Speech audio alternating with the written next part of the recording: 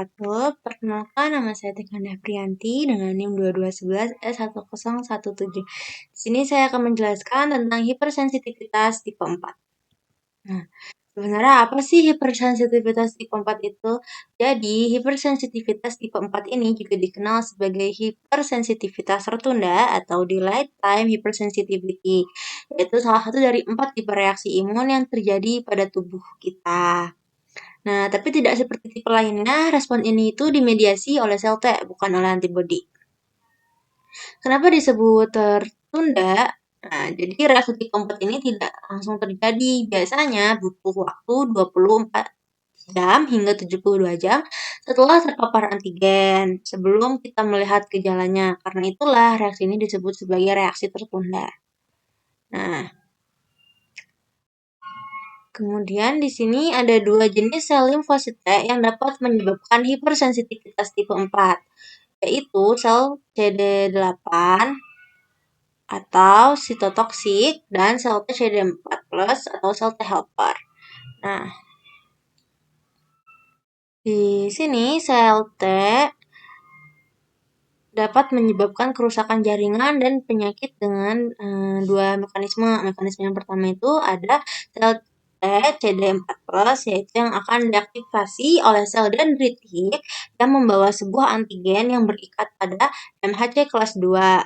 Nah, sel T ini mengikat antigen tersebut melalui reseptor sel T.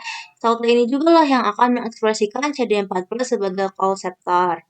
Nah, sel dendritik mensekresikan interleukin 12 agar T naif berkembang menjadi sel T helper tipe 1.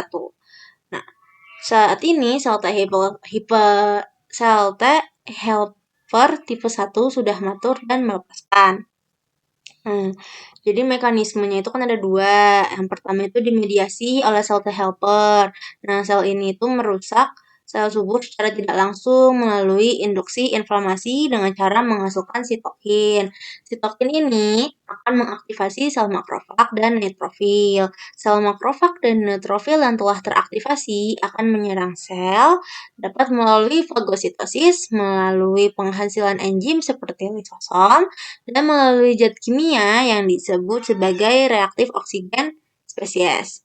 Kemudian yang kedua ini dimediasi oleh sel T sitotoksik, yaitu tidak membutuhkan bantuan sel lain untuk membunuh sel tubuh, melainkan diri sendiri yang akan langsung membunuh sel.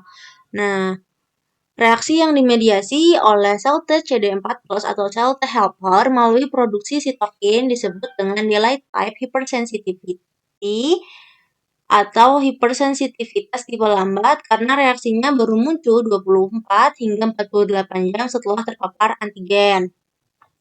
Reaksi yang timbul ini cukup lama karena sel T butuh waktu untuk merespon antigen, berdiferensiasi, kemudian menghasilkan sitokin hingga akhirnya menimbulkan reaksi. Kemudian untuk sel T CD8+ itu reaksinya yang disebut dengan direct cell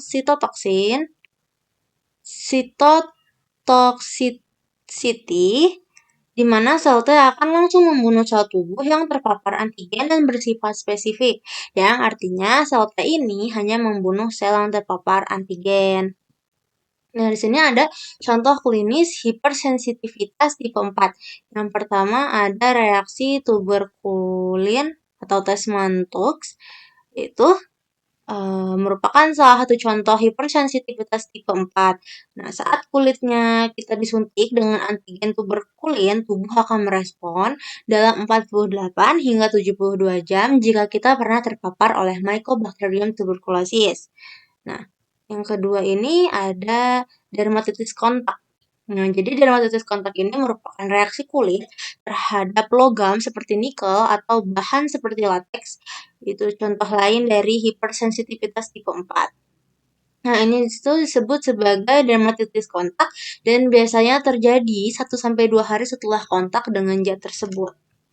Kemudian di sini ada granuloma dalam infeksi kronis, yaitu granuloma sendiri merupakan struktur kecil yang terbentuk sebagai respon terhadap infeksi kronis seperti tuberkulosis atau lepra. Juga merupakan hasil dari hipersensitivitas tipe 4. Granuloma ini berfungsi untuk mengisolasi infeksi tetapi juga bisa menyebabkan kerusakan jaringan.